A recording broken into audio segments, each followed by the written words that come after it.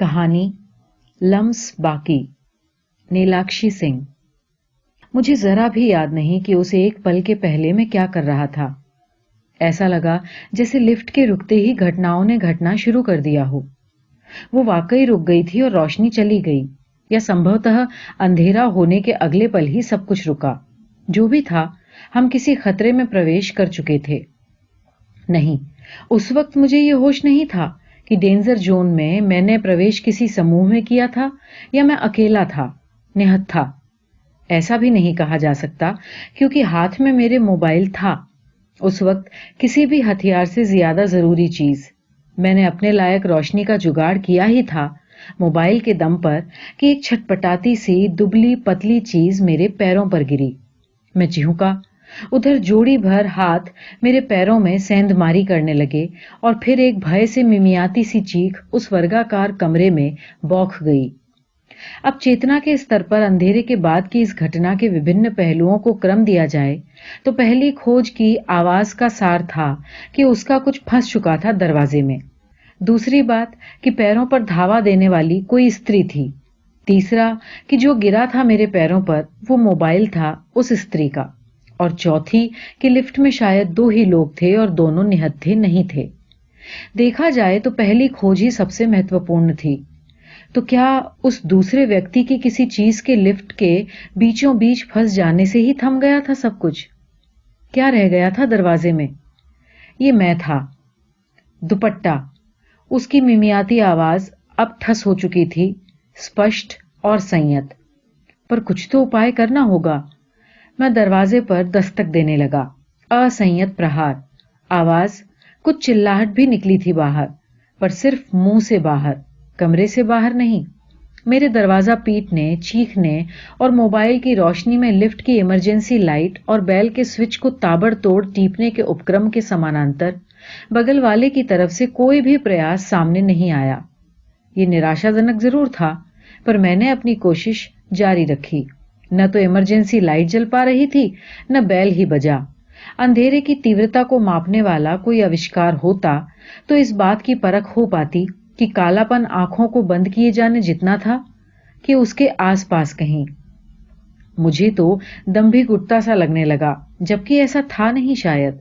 आवाज अब नियमित निकल रही थी, हालांकि उसके सहारे मैं किसको पुकार रहा था ये बात मायने नहीं रखती थी।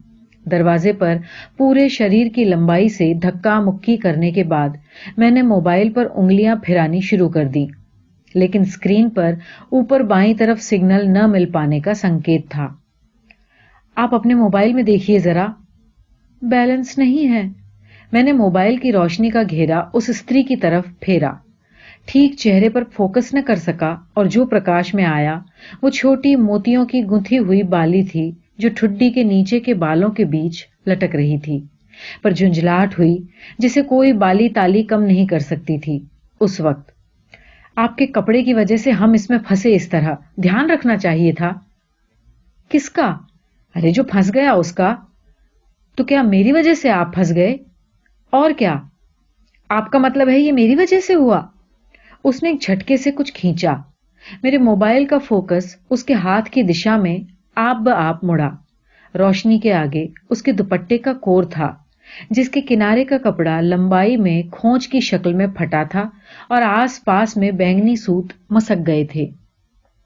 और ये आपकी वजह से हुआ? अब उसकी आवाज में तलखी थी। मैं अवाक। मेरा कपड़ा बाहर आ गया दरवाजे से। अब आप दरवाजा खोलकर बाहर निकल सकते हैं। वाक्य पूरा होते ही उसकी आवाज व्यंग से ऐंठ गई। अजीब है आप, इस तरह बीच में फंसा दिया और अभी मजाक सूझ रहा है आपको? आपकी हरकतों से वैसे ही भरपूर मनोरंजन हो रहा है, फिर मुझे अलग से मजाक करने की क्या जरूरत है? Shut up! ये मेरी अब तक की सबसे सशक्त चीख थी। चिल्लाइए मत, आपकी पहले की चीखों से ही दम घुट रहा है इस लिफ्ट का। इस हद तक धीमी लय में कहा उसने कि कमरे के ध्वनि प्रदूषण को नियंत्रित करने के उसके प्रयास की संजीदगी पर एक बारगी मुझ में भी निष्ठा जाग गई। वाहियात इंसान, धीमे से मैंने भी कहा। उसने सांसों को समेटकर एक बारगी जोर से निकल जाने दिया बाहर की ओर। मेरे पास कोई मौलिक औजार न था, मैं सांसों की आवाज से चलने वाले युद्ध के मूड में भी नहीं था। इंसानी गरिमा भी कोई चीज होती है। मैं बुदबुदाता रहा। बिल्कुल, संस्कार से मिलती जुलती शक्ल वाली। धीमी आवाज ऐंठती गई। क्या है? फिर मैं चीखा। आपका क्या है? हम शक्ल चीख थी। वो चीख सीज फायर में तब्दील हो गई। 10 मिनट गुजर गए। बाहर कोई हलचल नहीं थी। शायद हम 2 मंजिलों के बीच फंसे थे। एक तार के चाशनी जितनी गाढ़ी खामोशी थी। तभी तो मैं बैठने की आवाज को सुनकर ही महसूस कर सका। वो सचमुच बैठ गई थी, क्योंकि पहले हाथ की ऊंचाई पर कभी कभी जलने वाली मोबाइल की रोशनी अब मेरे घुटने और तलुओं के बीच जल रही थी। वो बैठी थी, बाकायदा पालथी मारकर। उफ, कितना गंदा होगा फर्श। मैंने अपने पैर सिकोड़ लिए और फालतू की बातों से ध्यान हटाकर बाहर निकलने के प्रयासों पर केंद्रित कर लिया अपने को। पर अब मैं पहले की अपेक्षा अपने प्रयासों के प्रति सजग हो गया था। ये जानने के बाद कोई भी हो जाएगा कि आपकी छटपटाहट सामने वाले का मन बहला रही है। छी! दूसरों के संस्कार देखने के पहले लोगों को अपने आप को भी देख लेना चाहिए। हं, होता है मनोरंजन तो हो, मैं क्यों परवाह करूं। मैंने वापस दरवाजा पीटना शुरू किया, पूरी ताकत से, धुन में, शरीर की सारी शक्ति को केंद्रित करके, बेतरतीब अंधाधुन। क्योंकि मैं जानता था शायद कि इसके बाद मैं भी ढह जाने वाला था उसी मटमैले फर्श पर। एक कोने में उकड़ू। इतनी ही जीजीवशा थी क्या भीतर? 12, 13, 14, 15 मिनट तक टिक पाने वाली? मैंने घुटनों पर माथा टिका दिया। आंखें खुली हों कि बंद हों, कोई भेद नहीं। स्थिर चित्त से अगर घटना के कारणों का विश्लेषण किया जाए तो पहले रोशनी गई, फिर लिफ्ट रुकी। यानी पहले बिजली गई, फिर कोई मैकेनिकल फॉल्ट आया लिफ्ट में। अगर ऐसा था भी तो इमरजेंसी बेल और लाइट तो बैटरी पर काम कर सकते थे। तो बेल और लाइट के कनेक्शन में भी फॉल्ट था, या कि बैटरी ही कमजोर थी, या कोई और साइंटिफिक रीजन जिस तक पहुंचने की मुझ इतिहास के विद्यार्थी को कोशिश नहीं करनी चाहिए। जो भी हो, खतरा गहराता जा रहा था। सांसें अब सच में अपनी खुराक नहीं खींच पा रही थीं। सांसों से मेरा मतलब सिर्फ मेरी सांसों से था। वो तो बाकायदा रेघा रेघा कर सांसें खींच रही थी। हो सकता है आवाज की स्पष्टता सन्नाटे की वजह से थी, या कि ये भी कि हवा की कमी में उसे भी मशक्कत करनी पड़ रही थी और श्रम अपने पीछे आवाज की रेखा खींच रहा था। अगर दूसरी बात में सत्यता थी तो इसका मतलब कि सांसों से चलने वाले जिस युद्ध से मैं बचना चाह रहा था वो मुकर्रर था। अगर ऐसा था तो यही सही, पीछे क्या हटना। मैंने भी भर भर कर आड़ी टेढ़ी सांसें खींचना शुरू कर दी, पर प्रतिद्वंदी की तरफ से कोई माकूल जवाब न आया, बल्कि उसकी तरफ से आने वाली सांसों की आवाज मलिन ही होती गई। कहीं फिर से मैं किसी मनोरंजन का साधन तो नहीं बन रहा था। लड़की के मोबाइल की रोशनी जली। वो लिफ्ट की दीवार से लगकर बैठी थी और घुटनों पर सिर इस तरह टिकाया था कि उसकी पीठ मेरी ओर थी। उस धुंधलाई रोशनी में वो एक निश्चिंत पीठ का प्रतिनिधित्व कर रही थी। कैसी पागल लड़की थी। अपना कपड़ा तक फाड़ डाला था आवेश में, सिर्फ मेरी बात को काटने के लिए। और इस मुसीबत के वक्त में ऐसी उदासीनता। लगता था मानो ट्रेन किसी जगह पर अचानक रुक गई हो, दूसरी ट्रेन की क्रॉसिंग के कारण, और इससे अभ्यस्त मुसाफिर जानते हों कि 5 मिनट देर सबेर ट्रेन चल पड़ेगी दोबारा। कोई अकुलाहट या सुगबुगी के लक्षण नहीं। ऐसा लगता था कि मोबाइल की रोशनी जलाई गई थी खुद को जगाए रखने के प्रयास में। हे भगवान, कहां फंस गया था मैं। एक हल्का झटका नीचे की तरफ। मैं अगर ऐन वक्त पर काबू न कर लेता अपना उत्साह तो अगले पल वो मेरी बाहों में होती, और उसके अगले पल क्या होता इसकी कल्पना मैं नहीं करना चाहता। वो वहम नहीं था, वाकई नीचे की तरफ धक्का ही था जो सरकन में तब्दील हो गया। हम नीचे की तरफ जा रहे थे, मुक्ति का मार्ग था उसके आगे। पर इस अलौकिक एहसास को मैं किसी के साथ बांट न सकता था, कारण कि बगल वाले इंसान में कोई हरकत न हुई इस मुक्ति की सुगबुगाहट से। कम से कम अंधेरे में महसूस तो न हुई ऐसी कोई हिलडुल। मैं उछलकर खड़ा हो गया और अति उत्साह में दरवाजे पर दस्तक देने लगा, पर मेरी उछल कूद से लिफ्ट रुक गई और अगले ही पल मैं वापस बैठ गया। शायद हमें मैनुअली पुल किया जा रहा था नीचे की तरफ किसी फ्लोर तक। आखिर में एक जोर के झटके के साथ हम धरती पर टिके, ऐसा लगा।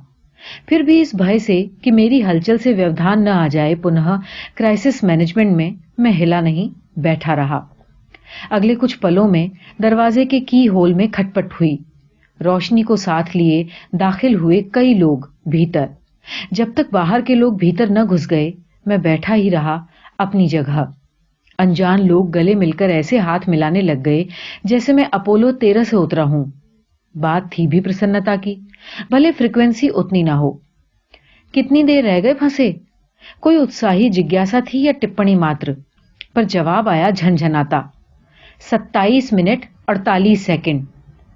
मैंने बाईं तरफ मुड़ के देखा। लोगों की बदरी के उस पार वो जा रही थी। एक झलक बस बैंगनी दुपट्टा। कुछ कौंध गया मेरे दिमाग में। मैं लोगों की पूरी तरह हटने की प्रतीक्षा करने लगा। मिस दत्ता के शरीर में उन तत्वों की कमी थी जो कि आम औरतों में भी कम होते जाते हैं उम्र के साथ। हालांकि यहां उम्र का कोई रोल नहीं था, फिर भी उसके टखनों की हड्डी घिसने लग गई थी और चेहरे पर पीलापन था। बावजूद उसके जैसे जैसे उसके हाथों में लहराते पन्ने का टारगेट पूरा होता जा रहा था, चेहरा उसका नई तरह की आभा से निखरता गया। महीने के आखिरी दिन चल रहे थे और इस बार दूसरे महीनों के मुकाबले उसका रिपोर्ट कार्ड बेहतर था। बैंक के कुछ उत्पाद उसने दिए गए टारगेट से ज्यादा बेच लिए थे, पर कुछ प्रोडक्ट्स के मामले में अभी भी वो पीछे थी। फिर भी बचे हुए दिनों की आस हरा भरा रखी थी उसे। किसी एक दफ्तर में अगर कि वो सारे कर्मचारियों को अपने उत्पाद बेचने में कामयाब हो जाती तो टारगेट अचीव कर लेना आसान था उसके लिए। उसने घड़ी देखा, जबकि घंटे भर का आधा समय बर्बाद हो चुका था। बुद्धिमानी इसी में थी कि अभी वाले काम को आगे के लिए सरकाकर अगले मिशन पर निकल जाया जाए और वहां समय के पहले उपस्थिति दर्ज कराकर बेहतर मार्केटिंग एग्जीक्यूटिव होने का विश्वास जमाया जा सके। उसका अगला ठिकाना एक स्थूल काय बिल्डिंग थी, उन जीरो साइज काया वाली लिपि पुती इमारतों के बिल्कुल उलट, जिनमें अमूमन वो जाया करती थी। वो एक स्कूल था जिसके सारे स्टाफ की सैलरी अकाउंट उसके बैंक में थे। एक सेशन के बच्चे फैन की तरह कमरों से निकलकर स्कूल बस में समाये जा रहे थे और अगली पारी वाले बच्चे अपनी बसों से उतरकर मैदान में छितरा रहे थे। 15-20 मिनट का वक्त इन्हीं दो अंतरालों के बीच से चुराकर दिया गया था उसे। वो दीवारों पर हिंदी और अंग्रेजी में लगे संकेतों का अनुसरण करती प्राचार्य कक्ष तक पहुंची, जहां से उसे स्टाफ रूम तक ले जाया गया। हिसाब, भूगोल, रसायन, अर्थशास्त्र, संस्कृत, संगीत, उनके चेहरे पर अपने अपने विषय में लिखी उत्सुकता थी उसके प्रोडक्ट से संबंधित। मिस दत्ता उन सब के सवालों को मार्केटिंग की शब्दावली में अनुवादित कर आम लोगों की भाषा में जवाब उपलब्ध करा रही थी। इस संभावित ग्राहक समुदाय के सवाल बड़े भोले भाले और ईमानदार थे। विशुद्धतः मध्यम वर्गीय नौकरी पेशा लोगों के सवाल, मसलन कि अगर किसी महीने तनख्वाह न मिली और मासिक किश्त न चुकाया जा सके तो, या फिर अगर बाद में किश्त बढ़ाकर ऋण जल्दी चुकाना चाहें तो, आदि आदि। मिस दत्ता की व्यक्तिगत पसंद प्राइवेट सेक्टर के मोटी तनख्वाह वाले लोगों की अपेक्षा ऐसे लोगों के बीच ही अपने उत्पादों की मार्केटिंग करना था। ये बात और है कि उसके व्यक्तिगत पसंद नापसंद की प्रोफेशनलिज्म में कोई अहमियत नहीं थी। बहरहाल स्कूल में संतोषजनक प्रदर्शन कर चुकने के बाद उस दिन मिस दत्ता की दिनचर्या में कुछ भी दोबारा से याद करने लायक नहीं गुजरा। 2 दफ्तरों में वापस उन्हीं उत्पादों की प्रस्तुति और फिर देर शाम घर आकर उबले आलूओं और पाव रोटी से कुछ नया बनाने का उपक्रम। अगली सुबह काम की शुरुआत उसे दफ्तर से करनी थी, जो पिछले दिन के लिस्ट में सबसे ऊपर था और अप्रत्याशित तरीके से वक्त की बर्बादी हो जाने के कारण जिसे पूरा नहीं किया जा सका था और जिसे पूरा न कर सकने की माफी उसने सही समय पर मांग ली थी। आज पिछली गलती का दोहराव उसे कतई नहीं करना था, कम से कम इस बिल्डिंग में तो नहीं। 6वीं मंजिल तक एक सांस में चढ़ना कोई खेल कौतुक नहीं था। ऊपर से मिस दत्ता की दाहिनी पलक भारी लग रही थी, जिसका साफ मतलब था कि काजल पलकों पर ज्यादा लगा रह गया था और आईना पर्स में रखना कभी उसकी आदत में शुमार था नहीं। उस दफ्तर में लगे शीशे के दरवाजे पर उसने उचक उचक कर काजल का पसारा परखने की कोशिश की, पर हासिल कुछ न हुआ। वेटिंग लाउंज में बैठकर पसीना सुखाते हुए उसे चैन के 2-4 पल नसीब हुए। अंदर से बुलावा आया। मिस दत्ता कमरे में बेधड़क घुसी। वहां उसे जो करना था उसमें वो मशीन की माफिक दक्ष थी। चूंकि ये एक अपेक्षाकृत ज्यादा प्रबुद्ध और चतुर ग्राहक की श्रेणी थी, इसलिए उसे कुछ विशेष किस्म के उत्पादों के बारे में बताना था, और वो भी बाजार में उपस्थित अन्य प्रतिस्पर्धियों के तुलनात्मक नफे नुकसान के साथ। सामने वाले ने उसकी बातें ध्यान से सुनी। प्रतीत कुछ ऐसा ही हुआ। जो फोल्डर उसने बढ़ाया उसे बेध्यानी से परे सरका दिया और पूछा, फिनिश्ड? ऐसा नहीं था कि इस पेशे में उसे इस तरह की बेरुखी की अभ्यस्तता न थी, पर जाने क्यों मिस दत्ता अपने प्रति इस बेरहम व्यवहार से लहक उठी। हालांकि उसकी बात गौर से सुनी गई थी, पर सामने वाले की बाद की हरकत ने यह साफ कर दिया था कि वो अवांछित थी, खासकर अपने 10 मिनट के स्लॉट के पूरा हो जाने के बाद। मिस दत्ता को अपनी प्रतिक्रिया जाहिर करने का मौका दिए बगैर सामने से आवाज आई, मैंने सुन ली है आपकी बात और मुझे कुछ कहना नहीं है जवाब में, तो मतलब साफ था कि आप जा सकती हैं। मिस दत्ता के मुंह से निकला, इंसानी गरिमा भी कोई चीज होती है। वैसे ही बेसाख्ता जवाब आया, बिल्कुल संस्कार से मिलती जुलती शक्ल वाली। और चौंक कर दोनों ने एक दूसरे को देखा। मिस दत्ता इस चौंकने के दूसरे ही पल उठ खड़ी हो गई। अब अगली घड़ी उसे फैसला लेना था। यहां से आगे वापस बैठना मुश्किल था, इसलिए वो मुड़ गई। हे भगवान, तो क्या वो कमरे में घुसने के पल ही उसे पहचान गया था और बस मौके की ताक में था कि कब उसका अपमान कर सके? ये असहनीय था और धोखे जैसा भी। अगर वो पहचान ही गया था तो जाहिर कर देना चाहिए था, ताकि वो भी बराबरी की चालें चल सके। सामने वाला इतनी शातिर चालें चल रहा था और वो बगैर उसे पहचाने अपनी विद्वता बखारे जा रही थी। उसकी आंखों में डबडब आंसू थे। अब तक के उसके पूरे करियर में उसे अपनी व्यावसायिक मजबूरी पर इतनी कुढ़न नहीं हुई थी। कुढ़न नहीं कह सकते, ये हताशा थी। वो जोर जोर से पैर ठोंक कर जब बाहर आ रही थी कमरे से, तब से लेकर लिफ्ट के बंद होने तक उसका माथा बस घूम रहा था गोल गोल। पर जैसे ही उसने सिर लिफ्ट की दीवार से टिकाकर आंखें बंद की, आंसुओं का रेला निकल आया। पूर्वा दत्ता नाम की एक लड़की, जिसकी स्वच्छंदता की कहानी दरअसल लिफ्ट से शुरू होकर लिफ्ट में ही शेष हो गई थी, अपने बेसंभार आंसुओं से संबोधि स्थल को समाधि स्थल में परिवर्तित किए चले जा रही थी। लिफ्ट कितनी मर्तबा ऊपर आई नीचे गई, पर न तो वो चढ़ने वालों के साथ चढ़ी न उतरने वालों के साथ उतरी। वो तो बस खड़ी थी।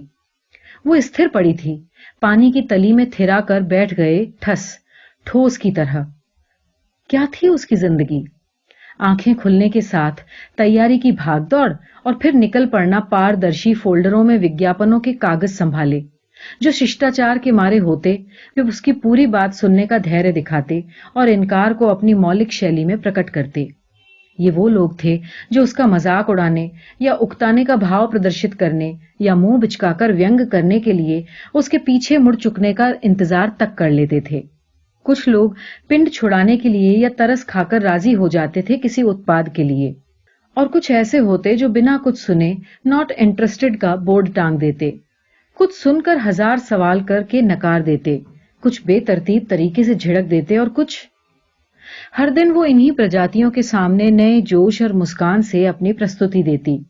शाम में जब दिन भर की बिक्री का लेखा जोखा वरिष्ठ सहयोगियों के आगे रखना होता, तो 10 में से औसतन 7 बार आंकड़े कम पड़ जाते और बुझे चेहरे के साथ उजाले की विदाई होती। देखा जाए तो ऐसे अपमान के पल उसकी नौकरी की आवश्यक शर्त थे। इनसे पार पाए बिना मार्केटिंग में टिकना नामुमकिन था, और वो इस थ्योरी को घोट कर आत्मसात कर भी चुकी थी। ग्राहकों की दुत्कार और उपेक्षा को दूध भात दे दिया था उसने इस नौकरी के खेल में। बिला नागा पिछले 4 वर्षों से करती चली आ रही थी वो ये सब। कटु शब्दों में कहा जाए तो ऑन जॉब या बाहरी दुनिया में दाखिल होते ही कोई मान सम्मान नहीं रह गया था उसका, और जबकि दिन में 10 घंटे वो उस माहौल में रह लेती थी, तो चैतन्य के बचे हुए 6-7 घंटे भी उसी कदम ताल में निकल जाते थे। इसलिए आत्मसम्मान धूल में लिसड़ी हुई कोई चीज थी, और उस पर व्यावसायिक मजबूरी ने ऐसा बुलडोजर चलाया था कि अगले 4 जन्मों तक दब चुकी चीज सुख बुगाने की जरूरत नहीं करती। ऐसी रीढ़ विहीन मिस दत्ता ने अपना लिजलिजा चोंगा उतार फेंका इसी जन्म में। कैसे, किस घड़ी? ठीक ठीक वो भी ट्रेस नहीं कर पा रही थी कि किस वक्त उसकी चेतना नियति पर भारी पड़ गई थी। लिफ्ट में अंधेरा छाते ही या ये एहसास होते ही कि उसका दुपट्टा फंस गया था दरवाजे में। जो भी पल रहा हो, पर बिना किसी पूर्व पीठिका के एक झटके में उसने अपना कोना गढ़ लिया था, जिसमें वो मुंहफट थी, बेधड़क थी, आक्रामक थी और सबसे बढ़कर आजाद थी। उस चौखाने में घटनाओं की दिशा नियंत्रित करने वाली ताकत थी उसके हाथ में। उसने 1857 का स्वाद चख लिया था। एक ऐसी क्रांति जिसमें न लाल रंग हो न कोई शत्रु, बस एक बेपरवाही थी, प्रतिरोध था, मेरा मन का उद्घोष था। वो सब था जो कि सुंदर था और जिनका की अभाव उसकी जिंदगी में गहराता जा रहा था। सामने, कह सकते हैं कि पार्श्व में, एक अजनबी था जिसके होने न होने का अस्तित्व सिर्फ घटना के साक्ष्य के रूप में उपस्थित होना भर था। वो नहीं चाहती थी कि दोबारा से चल पड़े लिफ्ट और सब कुछ इतना सुंदर खत्म हो जाए। वो देर तक जी लेना चाहती थी इस संसार के एहसास को, और बाहर निकलने के लिए किए जा रहे लड़के के ऊल जलूल हथकंडे उग्र बना रहे थे उसे। जितने भी पल उसे नसीब हुए थे उस रोज, वो उन्हें सहलाकर एक लंबा वक्त गुजार सकती थी। भले जगह संकुचित थी, लिफ्ट का वर्गाकार घेरा भर, पर फिर भी अपने सम्मान और स्वच्छंदता की परिभाषा तो गढ़ी ही थी उसने, जिसका विस्तार कमरे के घेरे के उलट असीम था। भले 27 मिनट 48 सेकंड ही उम्र थी उस आजादी की, पर उसका पुनर्जन्म नहीं हो सकता था, ये किसने कहा? भविष्य के एकांत में अगर कभी फिर से एक आभासी दुनिया का निर्माण कर अपनी स्वच्छंदता पाने की जरूरत होती, तो वो वैसा कर सकती थी, उस वाकये की डोर पकड़कर। अब सब कुछ खत्म हो चुका था, और वो भी इतने निराशाजनक तरीके से। उसे क्या जरूरत थी इंसानी गरिमा वाली उसकी बात दोहराने की? संभवतः अगर वो पहचान ही गया था तो जताया क्यों नहीं पहले? इससे ज्यादा तकलीफ मिस दत्ता को इस बात की हो रही थी कि पकड़ी भी गई उन दोनों की पहचान तो इसका आधार बनी सामने वाले की वो उक्ति जिसकी भी कभी खुद धज्जियां उड़ाई थी उसने।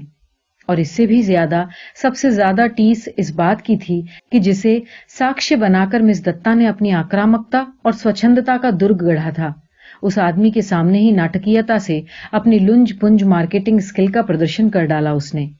और सामने वाले ने उसे पहचान कर पहले आनंद लेने और फिर दुत्कार देने में जरा भी कोताही न की। ये सब एक साथ संभाल से बाहर था। कौन सी बात किस पर भारी पड़ रही थी, इसका हिसाब क्या? बस कुल मिलाकर ये सब दम घोंट दे रहा था उसका जीवन, जो अचेतन में कहीं एक उस दिन की आस पर टिका था जबकि मिस दत्ता को दलदल से निकालकर नियति सुनहले भविष्य की ओर ले जाती, वही गहरे नैराश्य में डूब गया। इस घटना के 2 दिन बीत चुकने पर ही पिछले कई महीने के परफॉर्मेंस से प्रसन्न होकर बैंक की तरफ से मिस दत्ता की प्रोन्नति कर दी गई थी, और अब उसका काम नगरी नगरी द्वारे द्वारे की हरकारी नहीं रह गया था, बल्कि अब उसके पास उसके नाम का पट्ट लगा एक चौकोर वर्क स्टेशन था, जहां एक्सटेंशन फोन, मॉनिटर जैसे कुछ आवश्यक ऑफिस के उपकरणों के साथ सजावट की कुछ निजी चीजें रखने की अनुमति भी थी। यहां उसे ग्राहकों के आवेदनों को प्रोसेस करना था। किसी उत्पाद को बेचने के लिए लोगों से मिन्नतें और तर्क करने की मजबूरी वहां नहीं थी। इस सीट को पा लेना अब तक मिस दत्ता की सबसे प्रबल साध में से एक हुआ करती थी, पर अब जबकि ऐसा हो चुका था, मिस दत्ता दिन पर दिन सूखती चली जा रही थी। एक लंबे अरसे तक मार्केटिंग में रहने के बाद अब चुपचाप बैठकर किया जाने वाला काम अखर रहा था उसे, ऐसा नहीं था, बल्कि एक खास किस्म की उदासी जो कि घुन लग जाने की तरह गुमसुम थी, फैल गई चारों तरफ। किसी से भी वो पिछले दिनों की घटनाओं का जिक्र नहीं कर पा रही थी, यहां तक कि अपने आप से भी खुलकर संवाद की कमी थी। उसके पास कुल 17 जोड़ी कपड़े थे। पहले वो सोमवार को सफेद, मंगल को लाल, बुध को हरा, बृहस्पति को पीला, शनि को काला और शुक्रवार को कोई सा भी रंग पहना करती थी। नियत दिनों वाले 5 रंगों के 2-2 जोड़ी कपड़े थे उसके पास, और बाकी बचे कपड़े शुक्रवार के खाते के, गुलाबी, नीले, बैंगनी, आजाद रंगों के। वो नियत रंगों के 2 जोड़े कपड़ों का इस्तेमाल क्रम के 2 हफ्तों में किया करती थी। इससे एक कपड़ा 15 दिन बाद ही रिपीट होता और अमूमन लोग समझते थे। वो ऐसा समझती थी कि उसने लोगों को समझा दिया है कि उसके पास काफी कपड़े हैं। पर ये सब बीते दिनों की बातें हुआ करती थीं अब। वर्तमान में वो दिन और रंगों की जुगलबंदी बिसरा चुकी थी और लाल के बाद क्रम में कभी काला आ जाता तो कभी फिर से अगले हफ्ते का लाल ही। कभी कभी ऐसा होता कि रात को जब वो शिमला मिर्च और गाजर को चॉपबोर्ड पर रखकर चाकू उठाती तब उसे याद आता कि दोपहर का भोजन तो लंच बॉक्स में बंद उसके साथ ही वापस आया है दफ्तर से। कभी जब 6वीं मंजिल के दफ्तर के कर्मचारियों का मार्केटिंग के जमाने का उसका ही सोर्स किया हुआ आवेदन प्रोसेसिंग के लिए उसी के पास आ जाता, तब भी किसी प्रकार की खुशी, लगाव या अचरज का अभाव रहता उसके स्टॉक में। ये सब वो किसके लिए कर रही थी? ये एक मुश्किल सवाल था, या शायद ये सब आप ब आप हो रहा था। पर इन सब परिवर्तनों का सिवाय उसके किसी और के लिए कोई महत्व नहीं था, क्योंकि इस वर्क स्टेशन के आसपास के लोग अभी भी उसके लिए मार्केटिंग वाली लड़की संबोधन का प्रयोग करते थे। कुछ महिला सहयोगी जरूर उसके इन बेसुरे क्रियाकलापों को प्रेम में धोखा और पुरुष सहयोगी मार्केटिंग में अतिरिक्त कमाई की संभावनाओं और सीट परिवर्तन की स्थिति में ऊपरी आमदनी के रुक जाने की छटपटाहट से जोड़कर देख रहे थे। बहरहाल जो भी था, उसके मन का हाल जानने बांटने का कोई पात्र इर्द गिर्द मौजूद न था। ये बात उभर कर सामने आई थी। ये बात भी कि पहले का उसका खुलापन और पारदर्शी व्यक्तित्व उसकी अपनी पहल पर ही था। वो सब किसी बाहरी कारक पर नहीं बल्कि उसके अपने मन के तोष पर टिका था। जो भी था, इन सब से निकलने की कोई उतावली उसके हाव भाव से प्रकट नहीं हो रही थी। वो पूरी मेज पर आवेदनों को छितराए लाल नीली स्याही का उपयोग कर रही थी, बारी बारी से, कि बगल वाले टेबल के आगे से कुर्सी को उसके सामने तक खींचकर कोई बैठ गया। मिस दत्ता ने पहली बार गौर किया कि उसके सामने की जगह में कोई कुर्सी नहीं थी। कोई भूले भटके आ जाता और अपना हाथ पैर नहीं चलाता तो खड़े ही रह जाना होता उसे। बाद में जो बात मिस दत्ता के संज्ञान में आई वो आगंतुक की पहचान से संबंधित थी और जिस पर मिस दत्ता ने वही प्रतिक्रिया दिखाई जो कि अपेक्षित थी उन दिनों के उसके व्यवहार के मद्देनजर। वो वापस लाल नीली स्याही के धंधे में लग गई। मिस पूर्वा, आप उस रोज भूल गई थी मेरे दफ्तर में। उसने मेज पर एक फोल्डर रख दिया और अलग अलग उत्पादों का ब्रोशर जिसके भीतर था और जो अब मिस दत्ता के किसी भी काम का नहीं था। थोड़ी देर तक खामोशी बनी रही। फिर मिस दत्ता ने कहा, ऐसा कुछ तो नहीं लाया आप कि जवाब में शुक्रिया की प्रतीक्षा की जाए। ये शायद बेअदबी है। इंसानी गरिमा भी कोई चीज होती है। बाहर आएंगी? जरा 2 मिनट बात करनी है। मिस दत्ता बिना किसी लाग लपेट के उठ गई। क्या चीज होती है इंसानी गरिमा? समझा ही दीजिए आज मुझे। बाहर निकलकर छज्जे के नीचे धूप से अपने चेहरे को बचाते हुए मिस दत्ता ने पूछा, आप मुझसे इस तरह बात क्यों कर रही हैं? आप मुझे पहचान गए थे, फिर भी मेरी प्रेजेंटेशन सुनने के बाद मुझे बाहर का रास्ता दिखलाकर दरअसल में मुझे क्या इंसानी गरिमा का पाठ पढ़ा रहे थे आप? मैं कहां पहचान पाया था आपको? आपने पहचाना था और मेरी बात दोहराई थी। ऐसा कुछ नहीं था आप में कि मैं पहचान पाती, समझे आप इस तरह ओवर रिएक्ट क्यों कर रही हैं? हम बैठकर आपस में सुलझा सकते हैं। मिस दत्ता ने हवा में सामने वाले का काल्पनिक हाथ झटक कर कहा, मेरा कुछ भी उलझा नहीं है, टूट गया है मेरा। टूट गया है? क्या टूट गया है?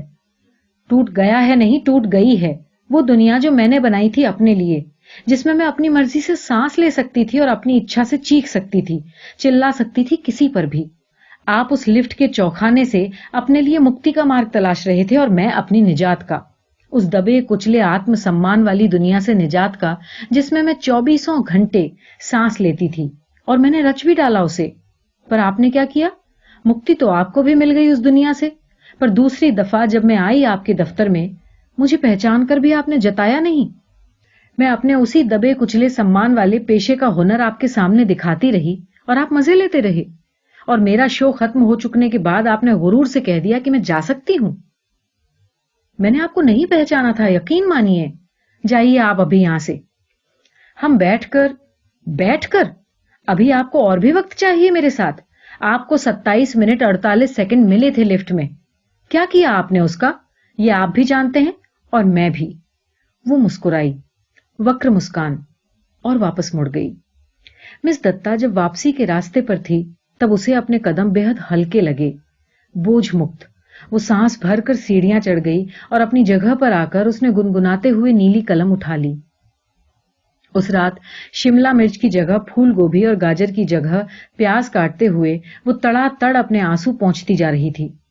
उसके हाथ का चाकू बहुत तेज गति से अपना काम निपटाता जा रहा था। उसी समय अचानक उसे एहसास हुआ कि उपादान तो पहले से भी थे उसके पास। दिन भर वो जो कुछ भी सह आती थी, उन ठेस वाले पलों की स्मृतियों को उत्सर्जित करने के माध्यम, मौन सही, पहले से उपस्थित थे उसके पास। सब्जियों को खूब तेजी से काटना, तेज तेज सीढ़ियां चढ़ना, कपड़े को रगड़ पटक कर धोना, लीड पेन की स्याही से खूब गहरे उकेर कर लिखना, कोई भी स्त्री सुलभ महीन गुण नहीं थे उसके संचय में। ये सब उसका मौन प्रतिकार ही था संभवतः, पर इस माध्यम में वो कुवत नहीं थी जो उसके गुबार को भवाके की शक्ल में निकाल सके। उसने उन बातों को दोहराया मन ही मन जो कि धूप के तीखे पसीने की मौजूदगी में कही गई थी। क्रम से याद करते हुए वो उस जगह अटक गई जहां सामने वाले ने कहा था कि पहले पहचान करने वाली वो थी। वाकई अगर कि उसने नहीं पहचाना था तो लड़के के कॉपीराइट वाला संवाद दोहरा कैसे पाई वो? जब प्रोफेशनल मोर्चे पर उस तरह की उपेक्षा आम थी उसके लिए, तब क्या किसी संभावित ग्राहक के आगे इंसानी गरिमा वाला संवाद उचारने की कुव्वत थी उसके पास? हरगिज नहीं। यानी क्या ये कि पहले उसने ही पहचाना था सामने वाले को? जो भी हो, ये तो सत्य था कि फिर से उस आदमी के दृश्य में आने के साथ ही उसका अपनी रची हुई दुनिया से बिसरा हुआ कनेक्शन दोबारा से स्थापित हो गया था और वो उसी पुराने अंदाज में सक्रिय हो गई थी। यानी कि जिस दुनिया के टूट जाने का वो शोक मना रही थी, वो टूटन असल में एक छलावा थी और वो व्यक्ति एक सूत्रधार था जो कि फिर से उसे डोर थमाकर चला गया था, या कि खड़ा ही रह गया था, शायद उसके वापस सीढ़ियां चढ़ जाने तक। वो जो भी था, जिस भी हैसियत से उसकी उपस्थिति, ये तो था कि उसमें धैर्य बहुत था। पर उसकी इस सोच के समानांतर वो स्मृति ताजा हो गई जब वो लिफ्ट में ताबड़तोड़ मुक्ति के लिए प्रयासरत था। वो धीरे से मुस्कुराई, पनियाई मुस्कान।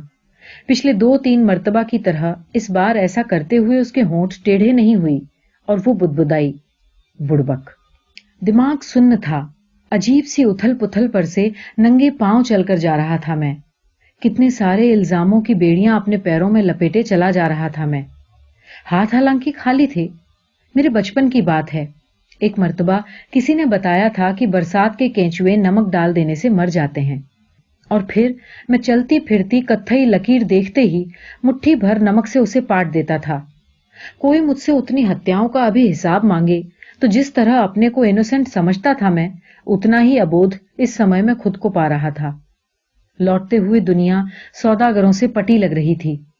फूल वाले, गाड़ी के शीशे पर छांव के लिए महीन जाली वाले, गुब्बारे वाले, पूरी की पूरी सड़क मार्केटिंग एग्जीक्यूटिवों से भरी पड़ी थी। सबके सब कुछ न कुछ बेचते, बल्कि मांग और पूर्ति का नियम यहां आकर लचर गया था और खरीदार से ज्यादा बेचनहार मौजूद थे, कुछ न कुछ बेचते हुए। कोई सामान के गुण गिनाता और कोई संभावित खरीदार के आगे बढ़ जाने से चुपचाप खड़ा रह जाता। कोई उनके पीछे पीछे दूर तक भागता, अपनी धुन में खूबियों का अंबार लगाते हुए। बेचने वालों से ज्यादा कद्र तो सामानों की थी। खरीदार खेमे के किसी प्रतिनिधि के हाथ से लगकर अगर कोई सामान गलती से गिर जाता तो कभी कभी वो वापस मुड़कर उसे उठाकर रख तो देता था सही जगह पर बेचने वालों की चोट से कोई सरोकार नहीं था किसी को भी। इंसानी गरिमा का चैप्टर इस बाजार में तब्दील चौराहे पर सबसे ज्यादा बार उल्टा पलटा गया। किताब को उसके फट जाने की हद तक चाटा गया, पर उसकी स्याही से सबसे कम पहचान थी इन पढ़ने वालों की। लोग कहते थे मेरी दुनिया के कि बाजार इतना शक्तिशाली होकर उभरा है और खरीदार इतने अस्थिर और कसौटी विहीन कि कहीं भी कुछ भी बेच दिया जा सकता था। पर यह सब शायद उस बाजार की बात थी जिसके पीछे बेशुमार पूंजी की ताकत थी, लेकिन जिन बेचनहारों का आधार कमजोर था और जहां नैतिकता के अंश बाकी थे, भले तलछटी में, वहां एक चीज बेच देना भी किला फतेह कर लेने के समान तकलीफदेह था। मैं एक जिम्मेदार खरीदार की तरह आगे बढ़ा और मैंने बिना दाम की जानकारी लिए और बगैर ये परखे कि जेब से जो रुपए निकाले हैं वे दरअसल थे कितने, बढ़ा दिए फूल वाले की तरफ।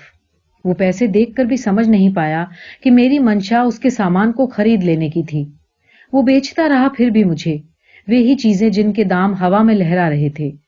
मैंने दाम फिर पूछा और फिर पैसों की परख की।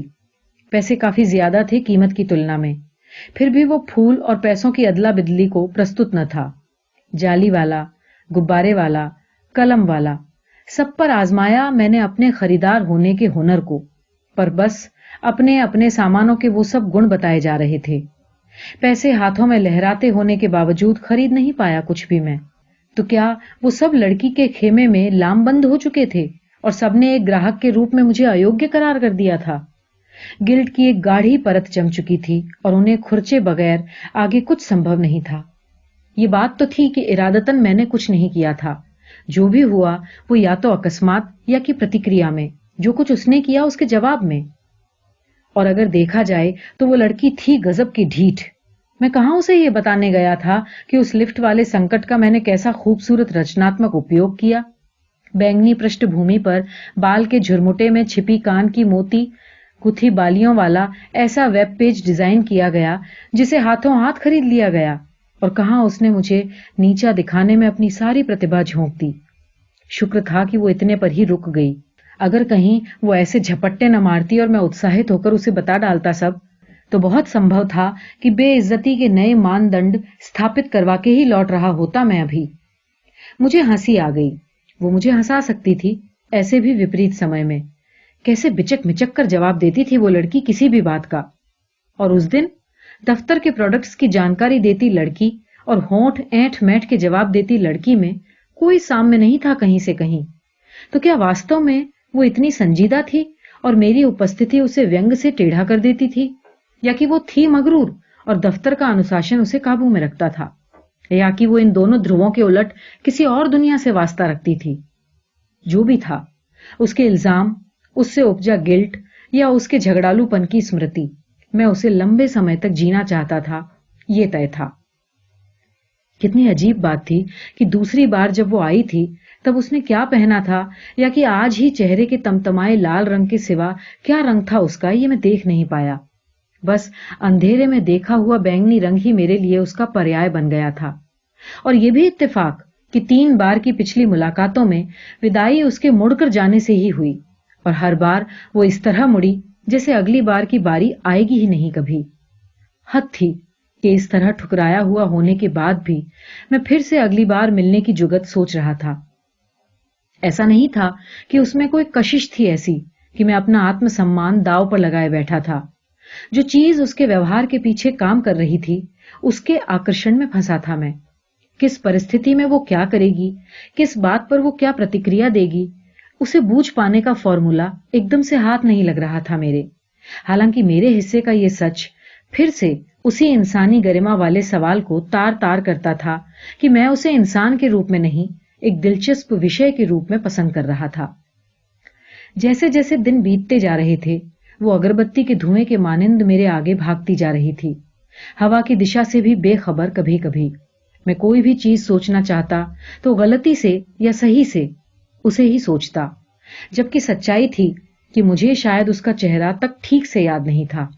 और शहर के शोर में वो बीच के दिनों में मुझे मिल भी गई हो तो शर्तिया मैं उसे पहचान भी न पाया होऊंगा। याद आने के ऐसे ऐसे बहाने मैंने पहले कभी महसूस नहीं किए थे। एसी का टेम्परेचर कम करने को रिमोट उठाता तो लगता पूर्वा के झोंकों को आ जाने के लिए पर्दे सरकाए हों। जब भी अपने पीछे कोई दरवाजा बंद करता तब बैंगनी सूत के मसक जाने की आहट निकलती। पर्दों के हिलने डुलने से जब घर के भीतरी दरवाजे पर लटकते महीन घंटियों वाले विंड चाइम की सुरीली रुंझन होती, तब कान की बाली के मोतियों की सरसराहट सुनाई देती। जब भी गाड़ी किसी क्रॉसिंग पर रुकती, लगता वो खिड़की के शीशे के उस पार से ही अपने फूलों की खासियत हाव भाव से जताकर मजबूर कर देगी मुझे शीशा सरकाकर उन्हें भीतर का प्रवेश मार्ग सुलभ कराने पर। इस खिंचाव की तीव्रता इतनी अधिक थी कि मुझे डर लगने लगा था कि ये ज्यादा लंबी सांस संभाल नहीं पाएंगी। इसकी लंबी उम्र पर मुझे शक होने लगा था।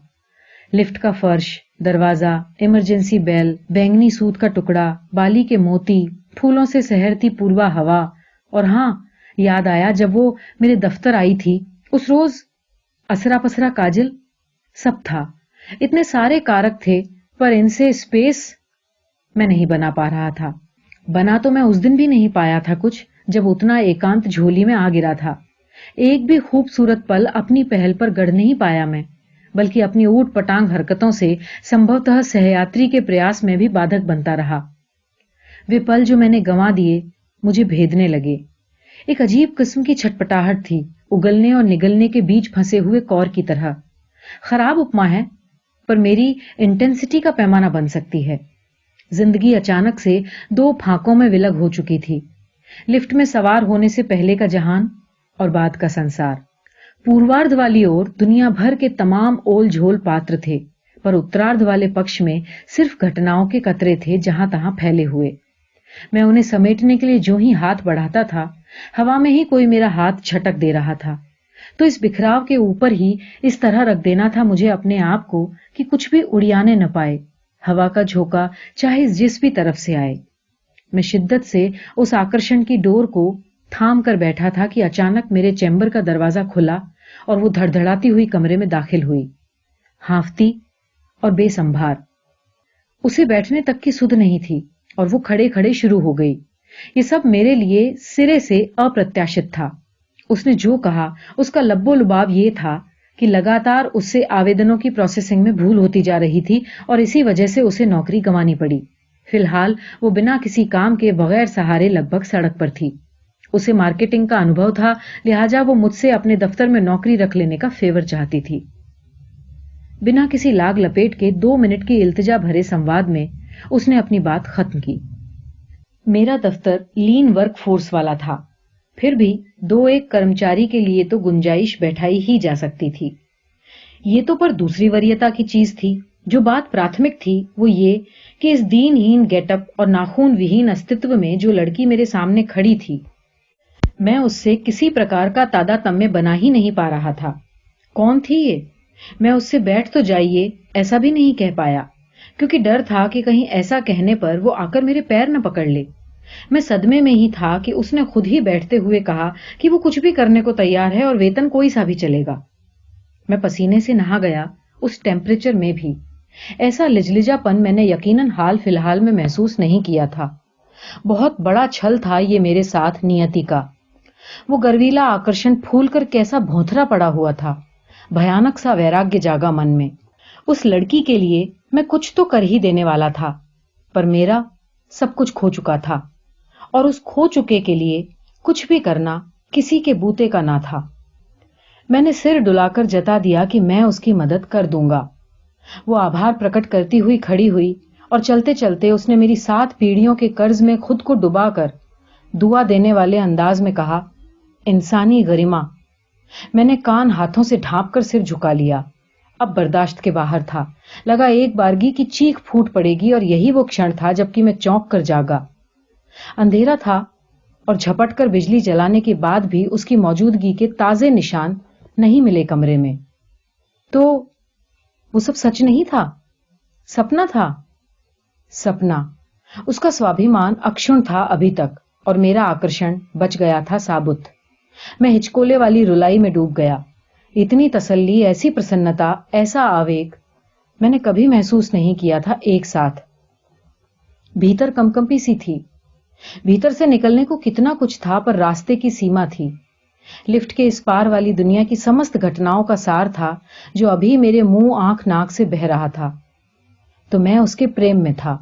मैं उसकी तनी हुई गर्दन के प्रेम में था। मैं उसकी आजादी के प्रेम में था। ये वो बिंदु था जिस पर कि अगर दुनिया खत्म भी हो जाती तो मुझे अफसोस न होता। ये अपने आप की नाभि और परिधि में एक साथ होने का पल था। ऐसा लम्हा जबकि आत्मा और शरीर की दूरी पट जाए। मुझे अपने आप को संयत करने में वक्त लगा और फिर मैं खिड़की से लगकर खड़ा हो गया, कांच को पूरी तरह सरकाकर। कितना सुकून देती हवा थी जिसे एसी के विकल्प से मैंने परे हटाकर रखा था। पुरवैया थी तेज और उसका लम्स मैं पुरसुकूनी के साथ महसूसता रहा। ये हवा जो मेरी सांसों में तब्दील होती जा रही थी, मेरे लिए किसी का प्रतीक भी थी। बहुत मुमकिन है मैं उससे दोबारा कभी न मिल पाता और हम दोनों में से किसी एक के इंसानी गरिमा के पाठ का ककहरा भूल पाने का संयोग फिर कभी नहीं बनता। पर उसकी रची दुनिया के आधार को थामे रखने के लिए मुझे बने रहना था इस संसार में। उसकी बनाई स्वतंत्र दुनिया मुझ पर टिकी थी। ये हो सकता है कि ये मेरा वहम हो, पर मेरा प्रेम उसकी आजादी पर टिका था। इसमें अब कोई शुभा नहीं था। शहर शांत था, अधबुझी रोशनी से लुक झुकाता और ताजी धुली आंखों से उस धुंधले पने को चीरता मैं साफ साफ देख पा रहा था कि यहां से आगे उसकी बैंगनी दुनिया के स्पर्श की चाह का अनंत अभी बाकी था।